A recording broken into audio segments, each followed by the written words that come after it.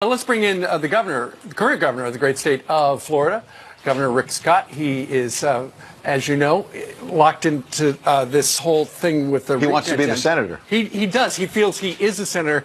And Governor, you asked a good question yesterday. How did they come up with 93,000 votes after election night in Palm Beach and also in Broward County? Where did those come from? They won't tell us. We have no idea. So, we know that our laws are set up to prevent fraud. Okay, we know that they didn't let in party officials to observe. We know that there was no transparency. They were supposed to tell us where all this was coming from, when, how many ballots, all these things. We know mysteriously 93,000 new ballots showed up after Election Day. We know that Brenda Snipes has said that she took illegal ballots and put them in with legal ballots. She admitted that. Mm-hmm. We know that they continued to try to count after the deadline, which was noon on Saturday. So we know all of these things, but in the end, I have 600 more votes than Bill Nelson. I won the election. There's a normal recount. We had a big turnout. 8 million people voted. So my focus now is, we'll watch this recount process. No recount has ever overturned a lead like that, but I'm going to focus on getting to Washington and getting my agenda implemented. So this morning when I'm reading so many different articles about what happened in Florida and the rules that many people are claiming that these election supervisors broke, I'm wondering, why aren't they held accountable if they're breaking these laws? And no one seems to know the answer to that. Why is there someone down there that can force them to give you the answers that they have to give you by law? Well, first off, we had to go to the courts to get them to comply with the law. I've asked, and Pam Bondi, our Attorney General, has directed the Florida Department of Law Enforcement to do an investigation to understand. We want free and fair elections. We want people to participate, but we don't want any fraud. We need to know exactly what happened here, and that's what we're trying to understand. We never want this to happen again. No one else to go through this, but we won. Ron DeSantis won. We need to go forward and start thinking about our agendas. Bill Nelson is clearly a sore loser. He can't stand the fact that he's not going to be elected for the first time in decades, and he won't. He's just here to steal this election. That's what he's done. His lawyer came down here and said, "I'm here to win the election. I'm not here to get a free and fair election, make sure votes are counted." No, he wants to win the election. That's his only purpose. So, Governor, that's your message to Democrats. But what do you say to your fellow Republicans who wake up this morning and say, wait a second, you've been the governor for the last 8 years, and you got a lot done on the economy and taxes. We've heard all about that. And it appears that you won because of that.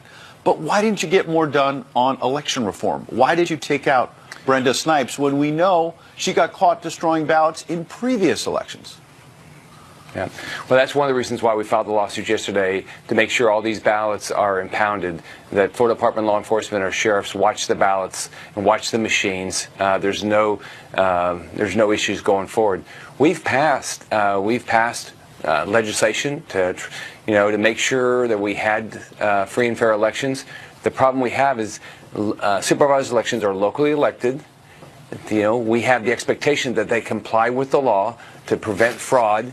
So my focus right now is getting the Florida Department of Law Enforcement in there to review, to make sure that we end up with a free and fair election. But why didn't you take her out as governor, take her out of her position? I understand legislation was passed, but when she got caught previously destroying ballots, Governor, why didn't you say you're out? Well, first off, there's limitations to what the governor can do. These are separately elected individuals. Mm-hmm. So you have to comply with what the law is. And so what we've done is pass legislation to make sure, do everything we can to make sure there's no fraud. And then, if we have concerns, get law enforcement to come in and look at what's going on. Right. One of the other things that some have suggested is a red flag, Governor, is the fact that in Broward County alone, nearly 25,000 more people voted for governor than they did for senator. Of course, you were governor. Now you're interested in the senator line. But historically, that happens. In fact, last time Bill Nelson ran for Senate, when there was also a governor race, the undercount was something like where it is right now, about 35,000. No one knows. No one knows why. And those things happen. People decide not to vote. We have a lot of people on the ballot. I know sometimes we have judges on the ballot. People don't know, so they just don't vote. So no one knows why. But what Bill Nelson needs to do now is what he would be asking me to do if I had lost the election, is say, look, the election happened. Let's go forward. But he's not. He's just a pure sore loser trying to steal an election. I'm sure it has to be really frustrating when you've worked so hard, tirelessly, then you were working on helping those folks that were displaced because of the hurricane. You did a great job with that from what we've heard from everyone down in Florida.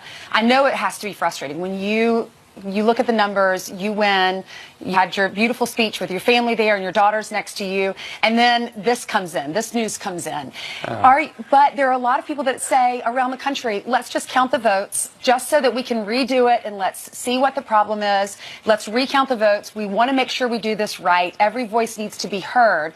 Are you questioning what's going on in these counties? Are you thinking there's something nefarious going on? Well, we know, first off, we won by 57,000 votes that night.